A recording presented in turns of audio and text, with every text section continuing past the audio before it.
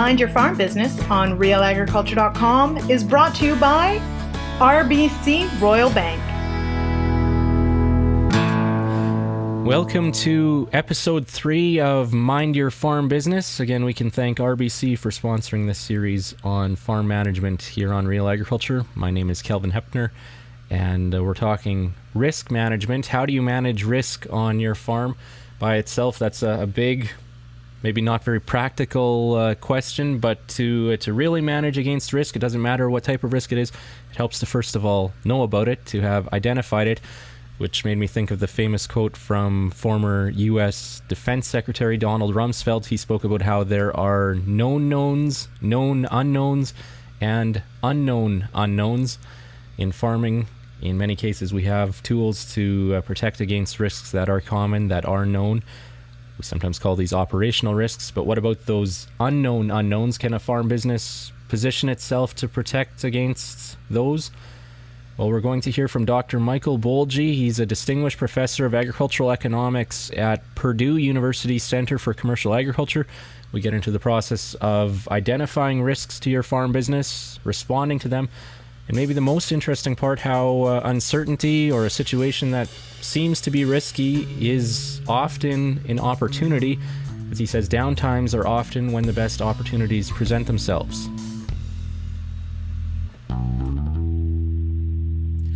We're joined by Mike Boehlje of the Center for Commercial Agriculture at Purdue University.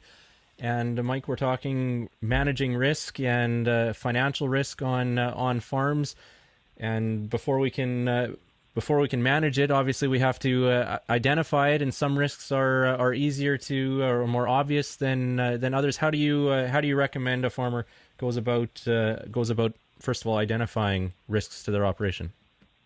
Yeah, that's really important to kind of think about the different kinds of risk that we have in the agricultural sector. Most farmers are fairly well acquainted with kind of the what we sometimes refer to as the operational risk in their business, and they kind of fit into two broad categories. One is the risk associated with the production and side of their business. So it's the risks that are associated with yields and productivity, efficiency, insect weather, those types of risks that are pretty straightforward. The risk that there's a little bit less appreciation and awareness of are the financial risks that they face.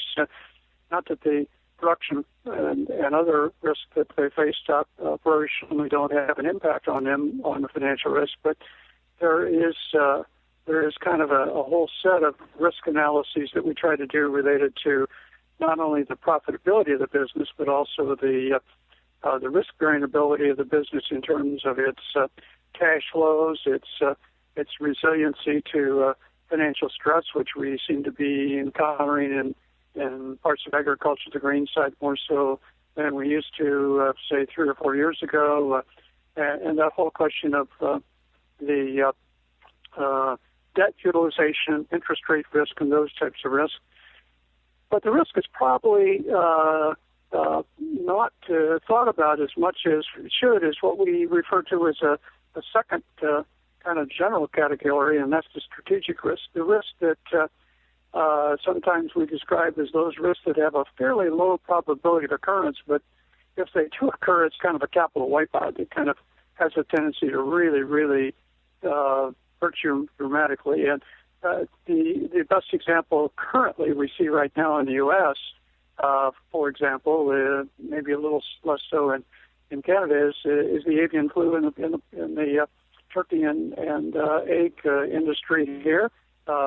We've seen it in the past in pork and the pets that we've had. So some of these are disease risks that we just don't have a whole lot of history in terms of how to predict and how to mitigate, and the risks that we just hadn't anticipated very well. And you go back a number of years ago, is the risk associated, for example, with the VSD, the quote mad cow disease, et cetera. Nobody ever kind of figured out what that was going to do. And And what they do is they profoundly change not only what happens in the business, but they also change kind of the whole market dynamics. And so those risks are hard to predict, but we need to position ourselves to be able to absorb them or reduce them if they do occur. It's that whole black swan type of idea, an unknown hit coming at us. That's exactly right. And you mentioned the infamous Taleb in his Black Swan book, Black Swans. The whole purpose or the whole focus of the book was everybody said we couldn't have a black swan because black swans are always white until we found a black swan back in Australia a number of years ago. And that's his whole point. In fact, his whole point of his book, a lot of people get the wrong message from what they've read or what they have synopsizing the book, and that Taleb says we need to spend a lot more time trying to predict these black swans. And what Taleb really says is don't waste your time. You can't predict black swans. What you have to do is position for the fact that it might occur. So you can position yourself for not only the downside of a unexpected bad event, but also have the agility to position yourself for taking advantage of one of those opportunities that you just had not anticipated that provides a phenomenal potential for you. So he basically kind of has an interesting view of the world. Sometimes we phrase it in the context that everybody seems to try to plan their business based on what is expected, and expectations rarely come to fruition. We don't typically see what we project for prices or yields or productivity actually occur. He says what you really need to focus on is the tails of that yield distribution, or the tails of that price distribution, or the tails of whatever potential future events, weather events that you might face, high or low rainfall, high or low temperature. And he says you have to really take an options mentality approach to this and try to figure out how to reduce your exposure to the downside, and at the same time position yourself to capture the upside of that distribution, or whether it be prices or weather events or yields or whatever it might be when that might occur. And so that's really an important part of the risk management process. You speak of a process. Is there a process for positioning a farm against that tail on that curve? Well, so the first part of that process, and the answer is there are ways to kind of think about how to do it. It's not a kind of classic. Here is the 7 things we do, and all these risks go away. That's just not at all what you do. What you try to do is go through a thinking process of what we sometimes refer to as a mental model, where the first thing you do is we actually started this conversation out is you identify what are the key risks that you face and what are those sources of those risks. What are the risks that we are going to be the most important to our business? What's the consequences that we might encounter, or the exposures we might have, and or the opportunities we might have. And I just might have a sidebar conversation here with you or mention that when we talk about risk, almost everybody thinks about the downside, the bad things that can happen to us. Really, actually, what we need to talk about is more uncertainty, and uncertainty sometimes can be thought of as both the upside as well as the downside. And in that sense, we need to not ignore those opportunities that are associated with volatility. And so let's don't kind of necessarily focus our attention in the bad stuff that happened to us. So we need to after we've identified the risks that are important to the business, and secondly, we figured out what the consequences of those of that volatility might be for us, what kind of profit potential there is with the upside of one of these events that could occur that we can't predict into the future, what the downside of that event is.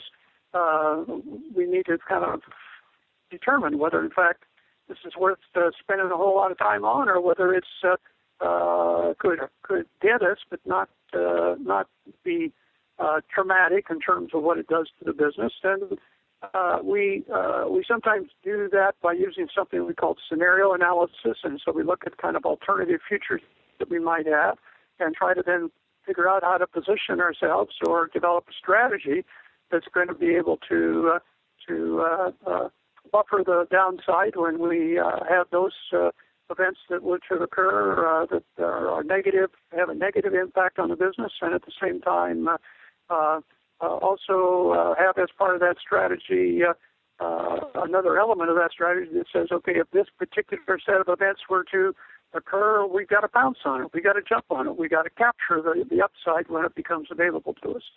So it's as much kind of constantly reviewing the potential futures, not trying to, quote, predict the future, but looking at what alternative futures might be in terms of this key risk component there, or events, key risks that we're worried about, and trying to constantly position the business to adjust to those the variability that we face. Again, just to reiterate, we really have to be careful to first focus on the important risks that are really critical to the long-term success of the business, and secondly, don't try to figure out what the future is going to be for sure, because we just don't know. Mm-hmm. You mentioned the idea of whether it's deciding whether something is actually worth worrying about. How do you decide where to draw the line? Of course, risk management often has a cost. I guess the whole question of how much insurance do I need, or how do you decide when you're protected well enough? Yeah, so you're right. You have to look at kind of, sometimes we use a term, it's kind of an academic term, but it actually kind of does connect with where businesses are. What's the value? What's the monetary size of your potential exposure? What's the amount of value at risk? How much could you possibly lose if you're worried about the downside? And we worry about that in relationship to what our the total value or the total income, if we're using that as a measure of financial metric that we have. Is this particular risk going to have the potential of reducing our wealth by our wealth by 2%, 1%, 5%, 20%? That helps us kind of figure out which of these is going to be really, really important for us to focus our attention on. Or, on the other hand, if you look at the risk-reward ratio on the upside, if I take this risk, and that's what you do in some cases. You take risk to make more money. But am I going to be adequately rewarded for that? Or if I take this risk, will I just make just a little amount? And in that sense, I'm taking a lot of risk and not going to get adequately rewarded for it. And then what you have done in your question is you have then kind of surfaced, okay, now we think about what some of the strategies are that we could use. And clearly insurance is one of those strategies that you can use for some of the more operational risks that you might face. There's markets out there to transfer that risk to somebody else. There's four basic strategies you use to manage risk. One is that you try to transfer it to other people through insurance or hedging or futures contracts or those types of things. You might figure out a way to kind of joint venture with somebody and have he and or she and you share the risk. So it's an alternative way of trying to mitigate the consequences by say being in a joint venture, a strategic alliance, or having some other kind of business arrangement so that you get some of the upside and so does your business partner. But at the same time, if there's a lot of downside there, you've got somebody else that can help share some of that downside. A third strategy is to position your business so it has the capacity to absorb whatever the downside is, and so you have what we call the resiliency to handle it. You have You have a financial structure that allows you to handle losses without putting you out of business. You have the ability to have a modest debt load that you have in the business, or you have some excess resources. I mean, that's why we carry some feed inventories in our livestock operation in case we end up with a short crop. We don't have to go buy feed from the market. We've got that inventory of our own feed that we can feed. So we position the business so with some reserves or some flexibility or some low debt load to be able to absorb those risks. Or the fourth way you do it is you say, I'm just not going to do this. I mean, I'm going to avoid this. I'm going to get out of that kind of business. I'm not going to do this. And, there are some points where you say, look, the risk is too high today to, for example, buy feeder cattle and place them in a feedlot. There's just too much risk. I'm not saying that's necessarily the case, although it's a pretty risky proposition right now, to be very frank. It's just too risky to do that. Or the risk is too high to be involved in this activity or be involved in this kind of a venture. Just as another example, we have had in the Midwest a lot of farmers who have added to their business semi-trucks to haul their grain. And, well, one way to kind of increase the utilization of those semi-trucks, not just use them at harvest, but use them throughout the year, is to now set up a trucking business. So they then get involved in trucking business throughout the year. And then there are some of them that say, whoa, wait a minute here. The liability exposure we have of trucking for somebody else is just too high.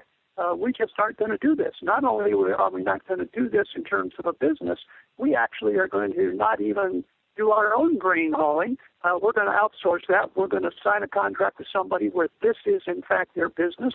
They're going to guarantee us that they're going to be there all the time, so we get the timeliness and all that type of thing that we could have if we owned our own trucks, but we don't have that huge liability exposure of what happens if our truck were to injure somebody on the highway and we get a multi-million-dollar lawsuit and that type of thing. So some risk you just manage by saying we just aren't even going to do that. Mm-hmm. How about from a total risk perspective, going back to the operational and strategic risks, does it make sense to have a total risk assessment where if you're more exposed in one area, you protect yourself more somewhere else? That's right. So there's kind of two things. So what we suggest farmers do is just leveraging your question just a little bit deeper. They ought to first do what we call a risk audit. And a risk audit basically tries to identify the major sources or categories of risk in your business.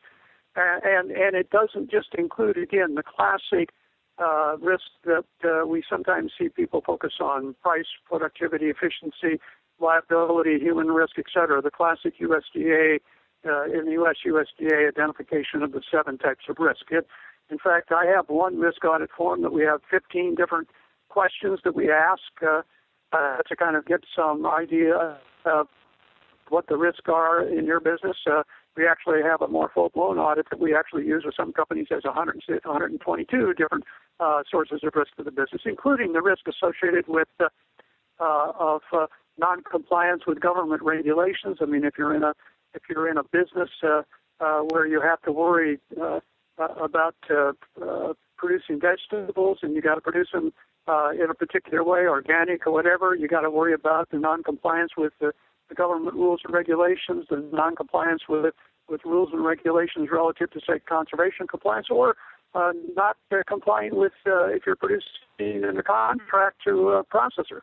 What's the risk associated with food safety and those types of risks? So it's a very, very broad set of questions. We have to do that risk audit. We have to figure out what the potential exposure of for those different kinds of risk are, what kind of financial and or the exposure may be not just initially financial, but might be things that we call reputation risk, or maybe counterparty risk, i.e. we've got a contract with somebody and they don't perform, and now we've got the exposure associated with that. So counterparty risk is a pretty important part of this. They may the processor may go out of business, and yeah, I've got a contract, but if I got a bankrupt contractor, processor. I mean, we've had that in the U.S. We've had it around the world. Pilgrim's Pride had contracts with his poultry producers. They went out of business. The contract didn't worth a darn if they went out of business, right? So we try to look at the kind of exposures that we're going to have with those risks and what those sources are.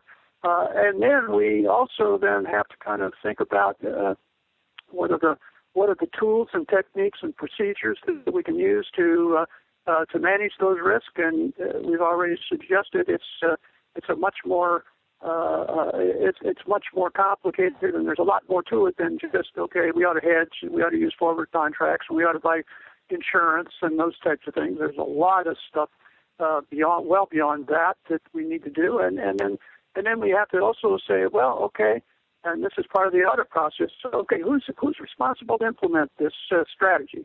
Is it the CEO, or do we have somebody else in the company that's supposed to make darn sure that this risk doesn't? I mean, the guy running the combine has some exposure for trying to make sure that it's cleaned out well enough so that we don't have contamination of our specialty grain with some commodity grains, so we don't have contamination in other forms, right?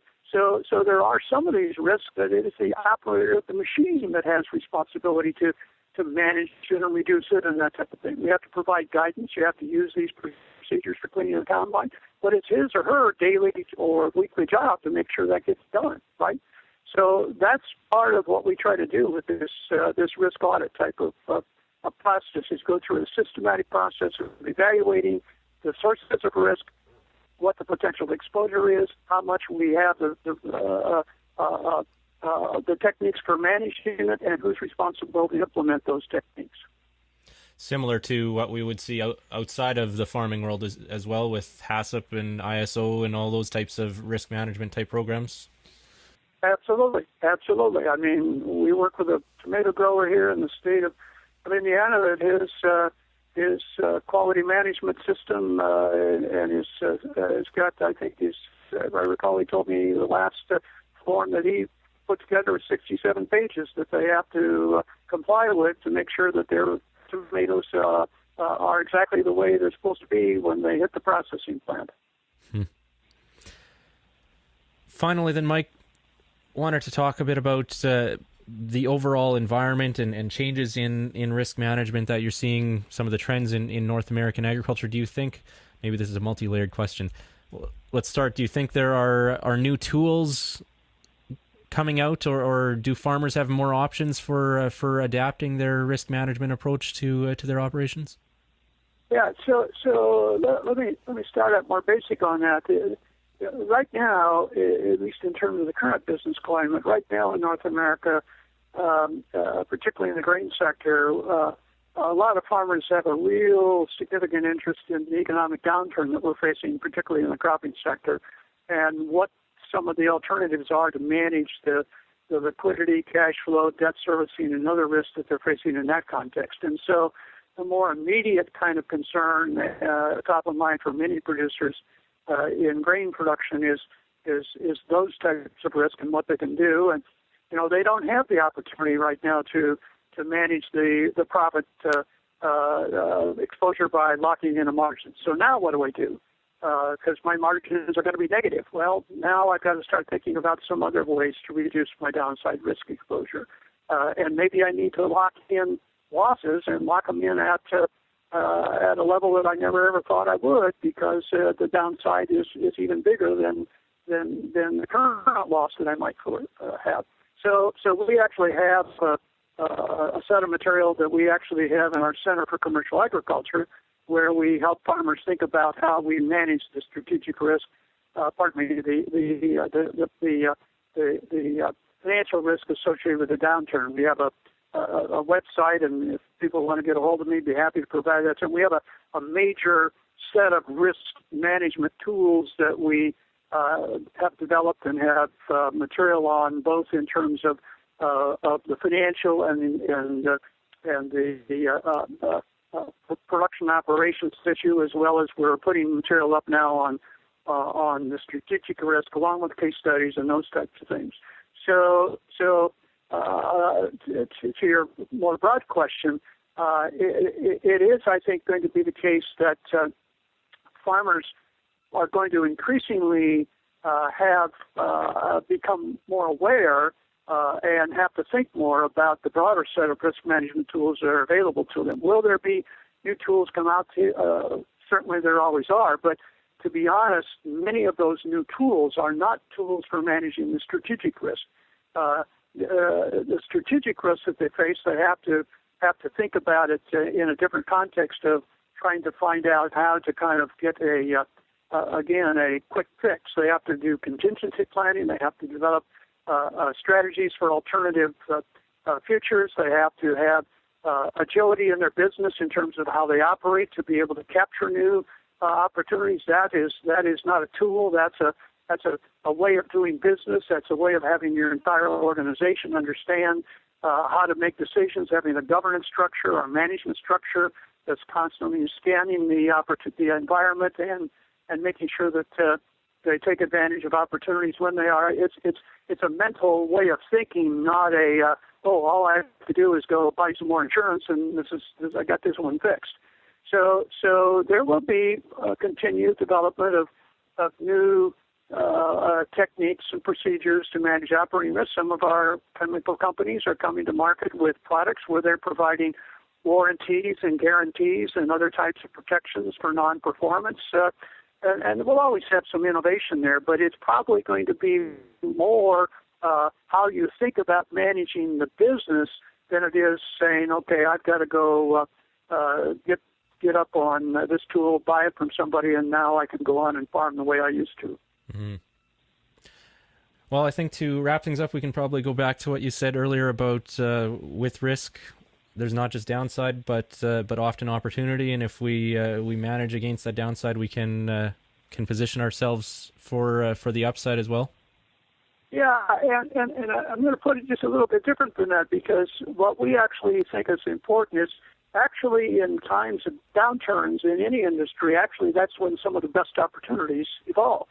Because a lot of people are in what we sometimes refer to as hunker down mode. They're pulled back. They are saying we aren't going to take much, we're not going to do anything now. We just got to kind of, quote, survive this downturn and then we'll be okay and we'll move forward. Well, that's when maybe you've got better chances, if you're well positioned, to take advantage of opportunities, to be able to kind of do something which, if things were good, everybody would want to do, and you had to pay a premium to get it done, or you wouldn't get as good a deal to get it done.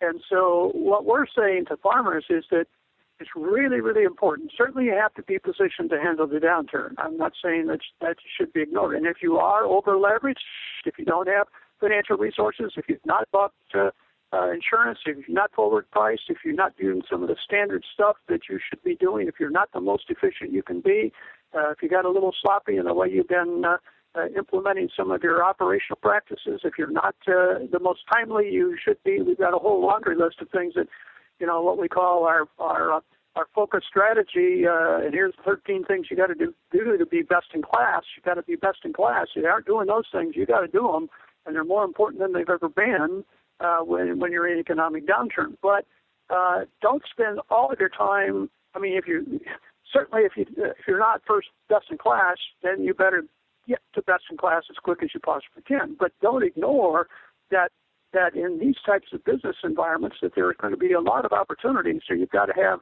the skill set, the capacity, and don't spend all of your time just trying to think about how we got to survive this downturn.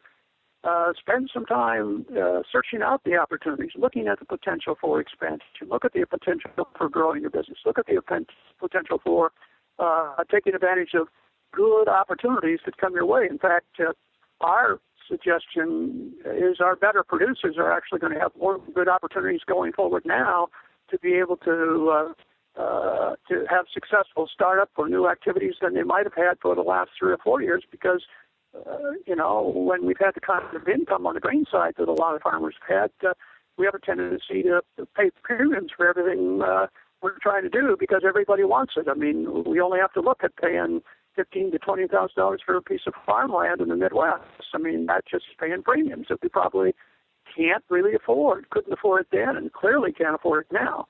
there will be some opportunities that come out of these tougher times, and so it's really important to make sure that we don't let them again pass us by.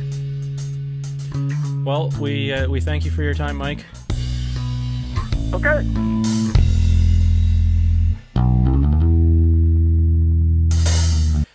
So it's not all doom and gloom when it comes to talking about risk, or maybe more appropriately, uncertainty in a farm business. It's also not a black and white or one-size-fits-all approach. More of a process, as Dr. Boehlje said, a constant review that starts with identifying risks to an operation, going through exercises such as scenario analysis and risk audits that help with determining how to respond, how to prioritize a risk or an uncertainty, whether it's an operational risk that in some cases can be shared or transferred to someone, or more of a strategic risk, something that requires bigger picture, sometimes repositioning of an entire business in order to reduce exposure to something on the horizon that could be painful.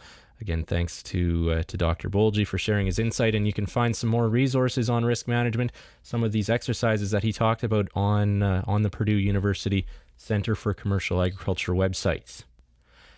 Coming up on the next episode of Mind Your Farm Business, we're going to be talking about something quite related to this: margin compression, strategies for managing low prices and high costs. So stay tuned. In the meantime, thanks for listening. This has been episode 3 of Mind Your Farm Business.